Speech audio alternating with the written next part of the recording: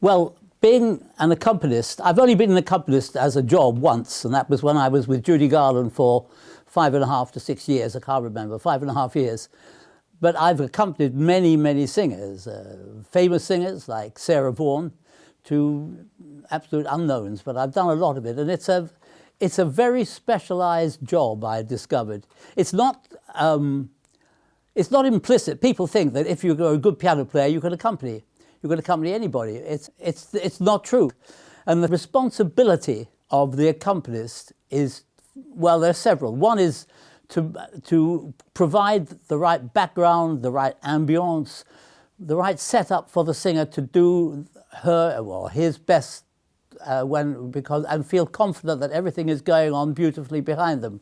With Judy, now Judy was a dramatic performer. She liked the drama of the stage. I mean, so for example, I taught her, I played her a record actually of Billie Holiday singing My Man and said, Judy, I think it would be a good song for you. And so we decided to do it. We did it on the stage a few times. Now, the tune is...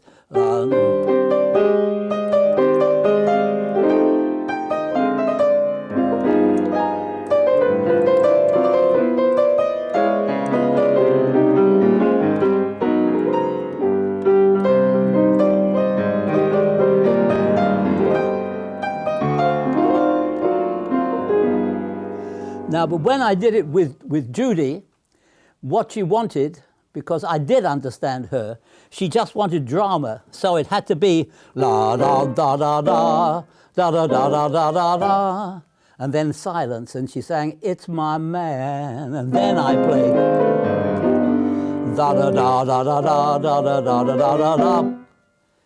It's my man, and so this is the way we did that tune, but it could have been done in a dozen other ways, but you have to appreciate the sensitivities of the artist and what they want to get across. Working with Judy Garland was an incredible... Well, I'll give you an idea how good she was. We were going to do a concert in the Palais de Chaillot in Paris. She spoke to me, she said, Dave, phoned me, she said, I want an opening number. I want something special, specially written for me. Can you do that? I said, I can write a tune. She said, well, I got hold of Lionel Bart, who then was very famous. I got Lionel to write the lyric, and we arranged to meet at Judy Garland's house in King's Road in Chelsea. We got there at 10:30. I had a cup of coffee with Judy, while Lionel sat down in another room to write the lyrics. By about 11:15, he had the lyric finished. He handed it to me. Then he went and had the drink with Judy while I composed the tune.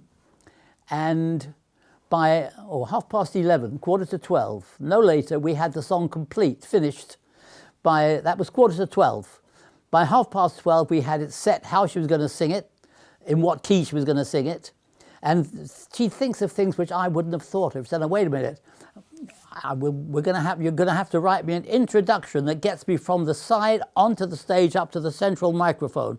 So before I sing the first note, give me something long enough to get me from there to there. And we rehearsed it that way. I had to make up something. And by about 1:30, she'd finished, she'd memorized the lyric, she was singing the tune perfectly, and it was an amazing situation. And I didn't have anything to do. And all I had to when my plane touched down in this wonderful town, I didn't want to go to my hotel. I didn't want to stop till I climbed to the top of that Eiffel Tower, you know well. What a great big, etc. What a great big town this Paris is, etc. But she had it off beautifully, and she said, now I'm going to perform it in her front room. And I was playing the piano, and she stood as if she was on the stage, and she did a superb performance of that song there and then. And that was my whole 5.5, 6 years with Judy. It had this one thing that we both had certainty. I mean, most of the time she would sing with a great big orchestra with me just tinkling away. But in every concert we gave, we had a little moment where we would do 4 numbers, just her and me. And it's the only time I've ever had serious pleasure accompanying a singer, because she was really superb.